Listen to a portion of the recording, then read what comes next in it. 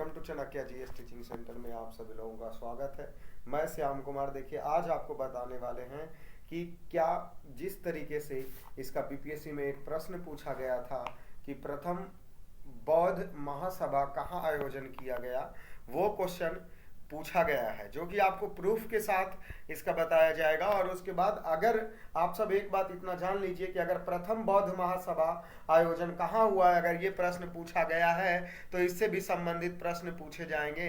ये पेपर हम आपको अभी दिखाने वाले हैं। क्या 67वां, किसका 67वां की तैयारी के लिए 67 ने क्या क्या क्वेश्चन हिस्ट्री से या कौन कौन सब्जेक्ट से जहां से पूछा है, वही प्रश्न हम आपको अभी बतलाएंगे। क्योंकि बतलाएंगे वही कि वही प्रश्न के आसपास ही बीपीएससी में प्रश्न पूछता है, इसीलिए हम आपको तैयार करने के लिए वही प्रश्न पर यहाँ सिर्फ जिक्र किया जाएगा जो प्रश्न पूछा है। और अगले बार 68वां बीपीएससी में क्या पूछने की संभावना है, क्योंकि आप सब भी देख चुके हैं कि 68 बीपीएससी जो पढ़ेगा उसमें निगेटिव मार्क्स होंगे, और वही निगेटिव मार्क्स से बचने के लिए हमने देखिए यहाँ पर एक प्रश्न लिया है। क्या कि जो प्रश्न पूछा गया था 67 बीपीएससी में कि प्रथम बौद्ध महासभा कहाँ आयोजित हुआ था, जो कि ये प्रश्न जो पूछा था और इसका सही आंसर राजगिरा होगा, ये आप सभी जानते हैं।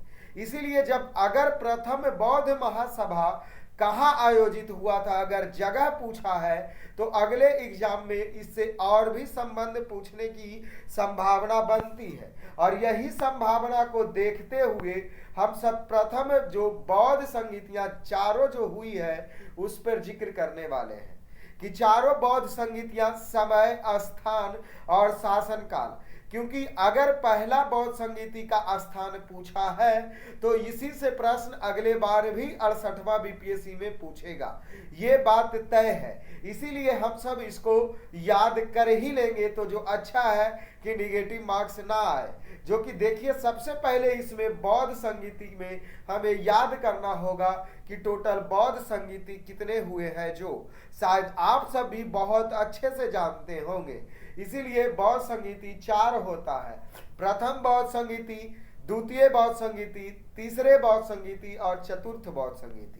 और चतुर्थ बौद्ध संगीति जो कि इसके बाद हम सब शासन काल ट्रिक्स के द्वारा याद करेंगे। देखिए, इसका ट्रिक्स क्या बनेगा कि प्रथम बौद्ध संगीति 483 ईसा पूर्व में हुआ, और दूसरी बौद्ध संगीति 383 ईसा पूर्व में, और तीसरी 255, और चौथी जो बौद्ध संगीतियां हुई है वो प्रथम शताब्दी में हुआ। देखिए, इसको याद करने के लिए आप क्या याद कीजिएगा, पहला 483, दूसरा 383, मतलब दो 83 में है, एक 483 और दूसरा 383, और तीसरा है क्या 255, और चौथा पहली ईसा पूर्व या प्रथम शताब्दी दे सकते हैं।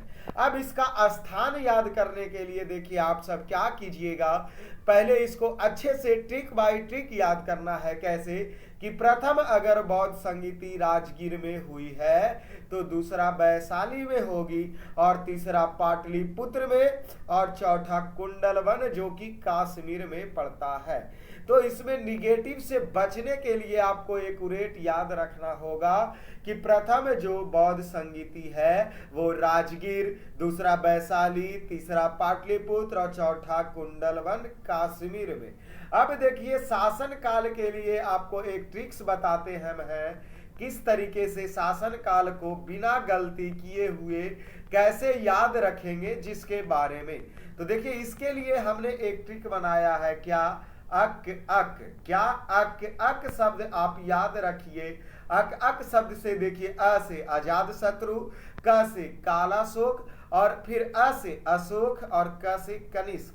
अगर आप अक अक शब्द को याद रखिएगा तो अ से अजात शत्रु, क से कालाशोक, फिर अ से अशोक और क से कनिष्क, ऐसे याद रखा जा सकता है ट्रिक्स के द्वारा। देखिए, अगर यहाँ बौद्ध संगीति पूछा है, इसीलिए हम सब जैन संगीति को भी पढ़ लेंगे साथ साथ, क्योंकि हो सकता है कि प्रश्न इससे भी पूछा जाए। तो जिस तरीके से बौद्ध संगीति 4 हुई थी उसी तरीके से जैन संगीतियां 2 हुई है। पहला 322 ईसा पूर्व और दूसरा 512 ईस्वी में। देखिएगा, इसमें मिस नहीं करना है कि जो पहला जैन संगीति हुआ है वो 322 ईसा पूर्व में हुई है और दूसरी 512 ईस्वी में। इसे आप मिस नहीं करना है। देखिए, प्रथम जैन संगीति जो पाटलिपुत्र में हुई और दूसरा वल्लभी गुजरात में।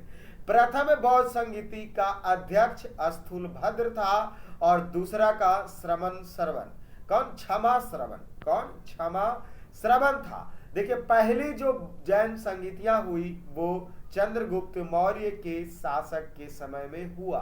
तो इस प्रकार हमने जैन संगीतियां पढ़ ली। और भी इसी तरीके से एक प्रश्न जो पूछा है उसी प्रकार अगले प्रश्न की जो संभावनाएं बनती है, ऐसे प्रश्न को देखने के लिए आप चैनल को सब्सक्राइब कर लीजिए और साथ में बेल आइकन का घंटी दबाना ना भूलें, क्योंकि जैसे ही प्रश्न आपको दिया जाएगा कि 67 में क्या पूछा है और 68 में क्या पूछने की संभावना है, वो पहले आपके पास पहुंचे। तो इस वीडियो में हम सब इतना ही, फिर मिलेंगे अगले वीडियो में अगले क्वेश्चन के साथ। तो यहाँ हम सब क्वेश्चन बाय क्वेश्चन देखते चलेंगे कि ताकि कैसे कैसे एग्जामों में